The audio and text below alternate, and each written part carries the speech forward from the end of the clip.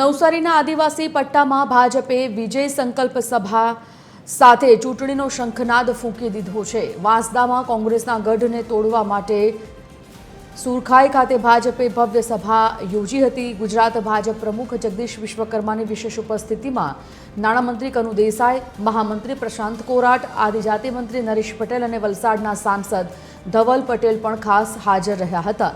જિલ્લા પ્રમુખ ભૂરાલાલ શાહ અને મંત્રી નરેશ પટેલે પ્રદેશ પ્રમુખનું તીર કમાન આપી સ્વાગત કર્યું હતું। ભાજપે 28 તાલુકા અને 7 જિલ્લા પંચાયત બેઠકો જીતવાનો નિર્ધાર કર્યો છે, જે આગામી વિધાનસભા ચૂંટણી માટેનું પ્રથમ પગલું માનવામાં આવે છે। આ પ્રસંગે પ્રદેશ અધ્યક્ષે મહિલા અનામત મુદ્દે રાહુલ ગાંધી પર આકરા પ્રહાર કર્યા હતા।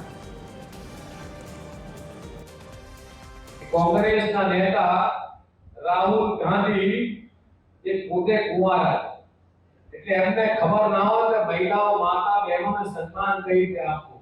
એમને માતા બહેનોની સન્માનની કદર નથી અને માતા બહેનોની ક્ષમતાની ખબર નથી। એક માતા એ 100 શિક્ષકની ગરજ ચાલી શકે છે। એક માતા, એક પત્ની એ ઘરનો કેટલું મેનેજમેન્ટ કરી શકે છે એ રાહુલ બાબાને ખબર ના હોય। કારણ કે ચાર ફેરા ફર્યા હોત તો કદાચ એમને ખબર હોત કે લગ્નના 7 ફેરાની અંદર સમાજના કેટલા બંધનો છે, સમાજના કેટલા સંસ્કારો છે।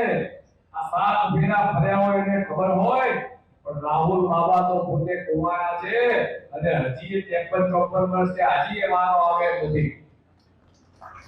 ના તો સત્તામાં વારો આવે એમ છે, એના લગ્નના મંડપમાં ચોરીમાં 7 ફેરા ફરવામાં વારો આવે છે।